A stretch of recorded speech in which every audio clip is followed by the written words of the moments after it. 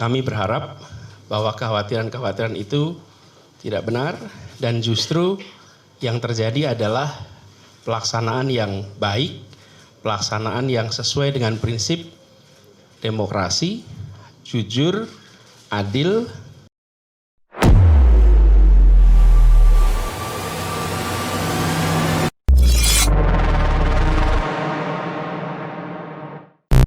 Video ini dibuat bukan untuk menyudutkan siapapun, serta diolah berdasarkan fakta dan data. Jika ada yang merasa tersudutkan, silakan tonton kembali videonya dengan seksama. Assalamualaikum warahmatullahi wabarakatuh dan selamat bertemu kembali di Lambe Politik. Nah, lagi rame nih soal cawe-cawe Presiden Jokowi. Kemarin nih Senin 29 Mei kemarin, Presiden Joko Widodo ketika bertemu dengan pimpinan redaksi dan konten kreator di Istana Negara mengakui kalau dirinya harus cawe-cawe. Karena keputusan ikut campur dalam urusan Pilpres 2024 dilakukan untuk negara, bukan untuk kepentingan praktis. Pernyataan tersebut tentu saja menuai kritikan banyak kalangan karena urusan pencalonan presiden dan wapres 2024 merupakan ranah partai politik. Nah loh, kenapa sih presiden harus cawe-cawe? Apa sih artinya cawe-cawe? Cawe-cawe bukannya ikutan ya menghubungkan atau ikut campur di dalamnya, ikut mengarahkan. Kalau di KBBI itu cawe-cawe artinya ikut membantu atau membereskan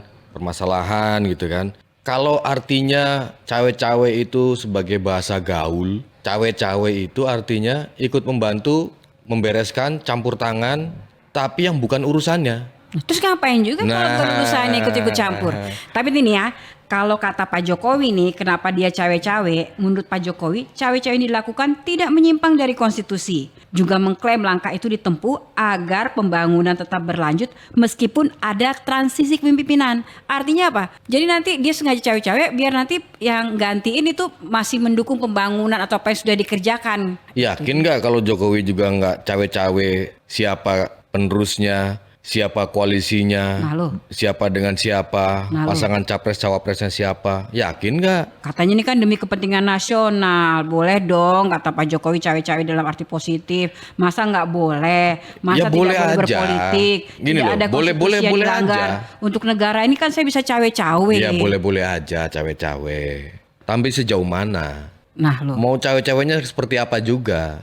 Kalau cawe-cawenya menentukan capres-cawapres, menentukan koalisi, ya terus buat apa publik ini? Rakyat ini buat apa? Orang kedaulatan ada di tangan rakyat kok. Yang berhak menentukan ya rakyat. Masa presiden yang masih menjabat kok ikut-ikutan? Ya enggak tuh kalau kita lihat dari berita kemarin kecuali sore.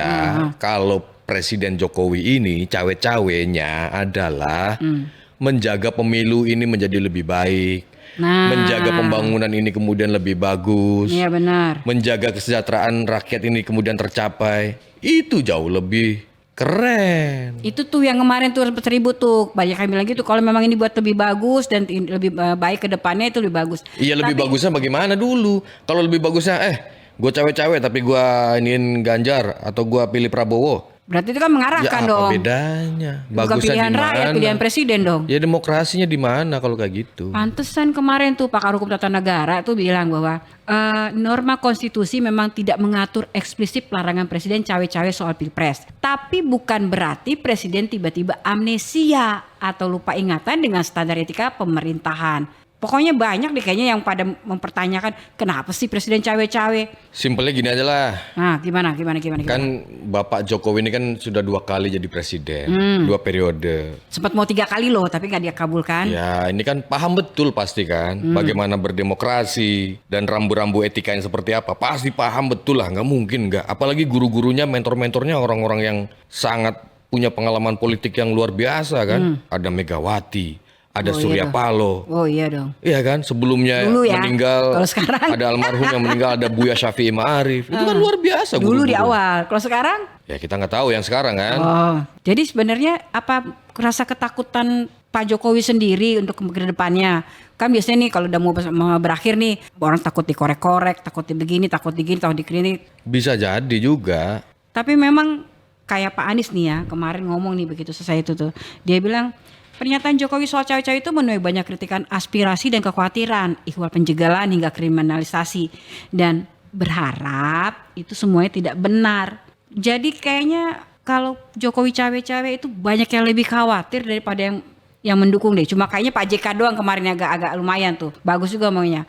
Kalau penjelasan cawe-cawe agar menjaga demokrasi, menjalankan pemilu itu sangat bagus. Jadi kalau mau cawe-cawe presiden itu dilihat itu banyakkan positif atau negatifnya? Siapa yang bisa menjamin kalau Presiden Jokowi ini tidak ikut cawe-cawe soal menentukan pasangan capres-cawapres? Siapa yang bisa menjamin kalau Presiden Jokowi ini tidak ikut menentukan mana partai yang bisa berkoalisi, mana yang enggak? Siapa yang bisa jamin? Siapa tahu tuh masa depan kita kan nggak tahu. Politik kan cepet banget berubah. Jangankan masih nunggu 2 tahun, 3 tahun ke depan. Besok aja bisa berubah. Masih ingat nggak kemarin waktu tanggal 2 Mei itu ada Oh atau ya, tanggal 3 ngumpulin Mei? ketua-ketua partai itu. Enggak dong. Ah ya, terus kemudian ada musra juga. Ah benar. Ya kan? Ah. Masih ada janjinya Jokowi ke relawan apa? Saya berjanji akan membisikkan partai-partai politik itu, elit-elit partai politik itu, siapa calon presidennya. Waduh. Lah, terus Udah itu dibisikin, apa? terus rakyat ngapain? Enggak, itu apa? 270 Itu kan juta ngapain janjinya suruh dia, milih? janjinya dia ya. Sudah ditunaikan belum? Nah, terus kemudian sekarang dia bilang akan cawe-cawe, tapi cawe-cawenya demi bangsa dan negara. Nah, kemudian siapa yang bisa menjamin Terus yang kemarin kalau ketemu- cawe-cawenya dia itu tidak akan menentukan capres-cawapres? Kalau ketemu sinyal-sinyal dia ketemu sama Prabowo berapa kali, kemudian anaknya juga ketemu sama Prabowo, kemudian pakai baju kaos Prabowo. Nah, terus sudah gitu pertemuan yang kayaknya nggak sejalan sama PDIP ya? Atau jangan-jangan gimana sih? Gimana nggak ngerti deh. Pusing nih kalau ngurusin politik nih. Makanya ini sampai sejauh apa cawe-cawenya? Kalau hanya demi bangsa dan negara yang besar ini ya, dari Aceh sampai Papua, Ya katanya kan gitu. ya nggak usah ikut politik praktis. Karena buat demi pembangunan. Karena Apa yang pemilih- ditakutkan sama Jokowi juga? Kalau udah kelar ya kelar aja, apalagi? Iya, harusnya kan kalau udah selesai ya sudah selesai. Artinya tanggung jawabnya dia. Pesta demokrasi kita analogikan sebagai pertandingan sepak bola lah ya. Pemerintah sebagai wasit. Ya. Di dalamnya pemerintah itu kan ada KPU, Iya, benar. ada Bawaslu, Benar. ada Mahkamah Konstitusi, Iya. Mahkamah Agung, ya kan? Ada aparat penegak hukum. Betul. Ada 3 tuh, polisi, jaksa, KPK, ya kan? Ada TNI juga, ada intelijen. Seharusnya bagaimana? Ya seharusnya menjadi wasit. Menjadi wasitnya seperti apa? Ya netral. Biar pertandingannya bagus, biar pertandingannya seru. Nggak ada lagi yang berantem di dalam lapangan. Nggak ada lagi yang kemudian bentrok antar supporter. Makanya dia bilang dia ngakui secara terus Ya terang kalau loh, maunya beda dari itu cawe-cawe. ya akan terjadi chaos politik. Ya benar juga yang dikatakan sama Pak SBY. SBY.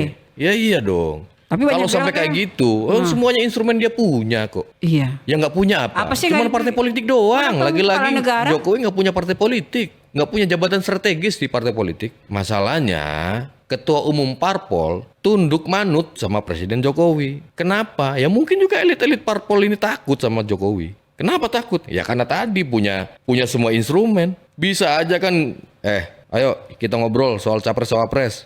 Lu datang semua deh ke istana. Sini kita ngobrolin siapa nih. Asal jangan yang si A deh. Jadi gimana dong kalau memang terus dilakukan cawe-cawe begini? Ya sudahlah, seharusnya sudahlah. Selesaikan janji-janji yang 2 periode ini, kelarin. Kalau belum kelar, ya nanti akan diteruskan.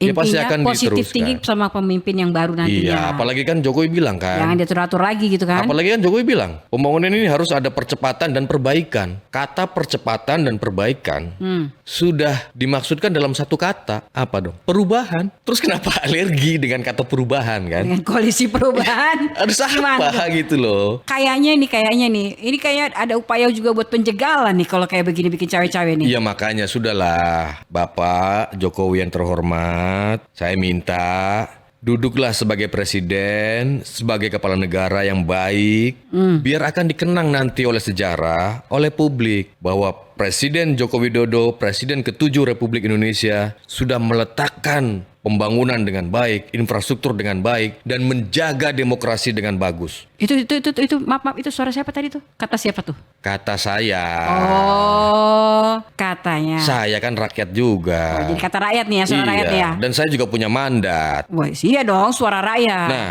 aspirasi nggak dong. takut sama rakyat. Kan yang milih rakyat. Makanya, jadilah negarawan aja, udah. Pertanyaannya begini, simpel aja. Akan seperti apa akhir pemerintahan Jokowi? Happy ending kah? Atau terserah, silakan tulis di kolom komentar. Dan jangan lupa subscribe dan like